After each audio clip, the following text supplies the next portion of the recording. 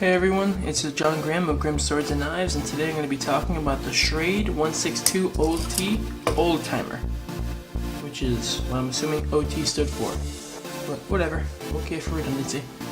Let me stop dissing the knife. Anyway, jumping right into this, you're looking at a full Tang fixed blade knife with a spear point design, and what that means is that the blade is shaped like a spear, for those of you who did not know. This knife is classified as a boot knife. Why? I don't know. Oh no. Why? I don't know, because boot knife means that you can attach this to your boot or the bottom part of your leg for concealed carry, but this thing only features a belt loop. So why is it called boot knife? I don't know, probably for aesthetic appeal or something. But yeah. This is not a double-edged knife or dagger, as you may have assumed by looking at it. This is a single-edged blade with a false edge. By that I mean this tiny, ever so tiny little swedge. It's pretty pointy. It takes a really nice edge. Speaking of taking a nice edge and the steel, this blade is made of 7CR17 MOV stainless steel, which is slightly above 440A stainless steel, which is not good, but it's slightly above it, so I mean, it's slightly better. And yeah, it's not a bad steal for the price and the quantity of blade you're getting. I'll talk more about that later. This knife features a saw cut handle with plastic scales, similar to what you'd find on older, or real old-timey knives, except not 100% accurate because, as I said, this has plastic scales. They wouldn't have used that back in the day. They would have used something like wood or buffalo horn or something like that. Point is, not plastic. They didn't really have that back then. So this knife comes with a brown leather sheath, real leather, so for some of you that's awesome, and for others, yeah, you don't like it, which is understandable from an environmentalist point of view. Yeah, it just really depends on your tastes. There's nothing actually fancy about this sheath. It's literally just a bit of leather.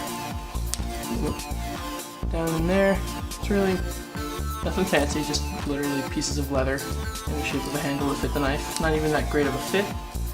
You hear that? It's rattling down at the bottom, and since it's leather, I'm afraid it might be stropping the steel in a really bad way. See, look at all that stuff.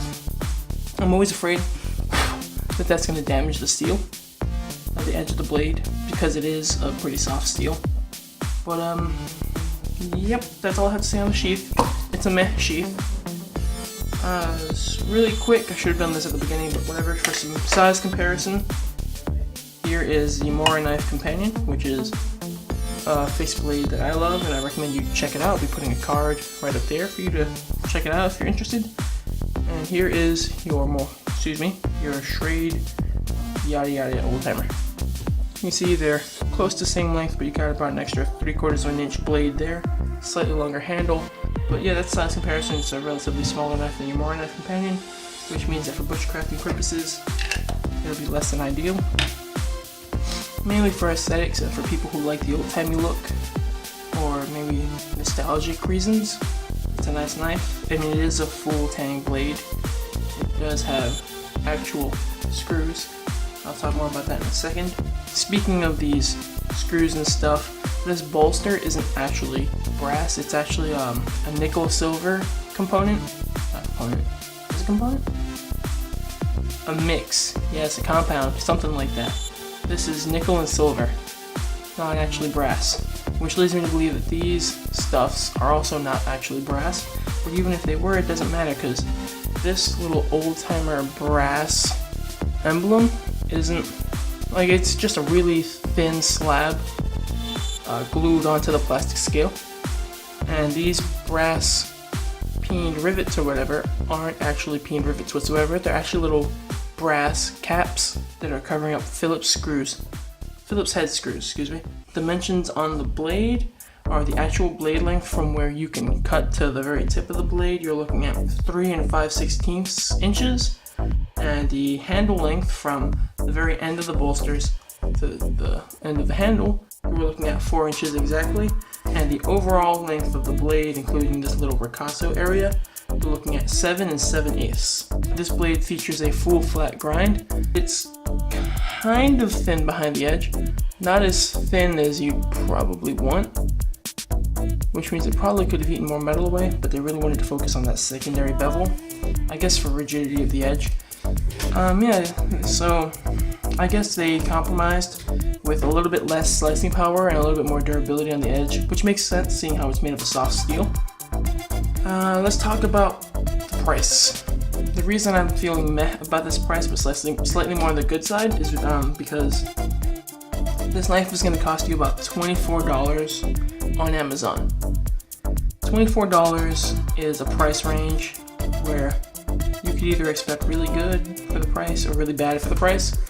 Right here you're looking at slightly acceptable for the price, because if this were 440 stainless steel for that price, I'd be like, nah, you could do way better. And if this were, say, 8CR13 MOV or D2 tool steel, I'd say that's a freaking amazing deal, go for it.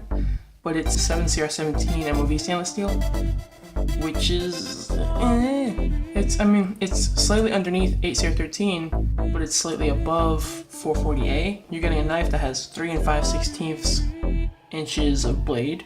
It's full tang, and it's actually riveted in 2 spots. This is a pretty big knife, and it's a fixed blade, full tang. I'm repeating myself, my apologies. But point is that for what you're getting, including the type of steel and the price you're paying, it kind of it balances out. So yeah, it's a weird price. If you love it, I would only recommend this knife if it genuinely appeals to you aesthetically. Otherwise, meh. I would say go for something better. Yep, that's what I have to say on the Trade 162OT Old Timer fixed blade knife. I like it, but not enough to be like, oh yeah, go buy it. That has to be 100% your decision, because yeah, I would personally say no, but I wouldn't straight up deny it. I'm rambling, so we're gonna cut this off here, guys. It's John Grimm of Grimm Swords and Knives. I really hope you guys found this video entertaining and informative, and that if you did, you'd give me a like or a subscribe. Still not comfortable asking for this. But yeah, no, I'd really appreciate it, and that I hope this video made your day a little less grim. Bye.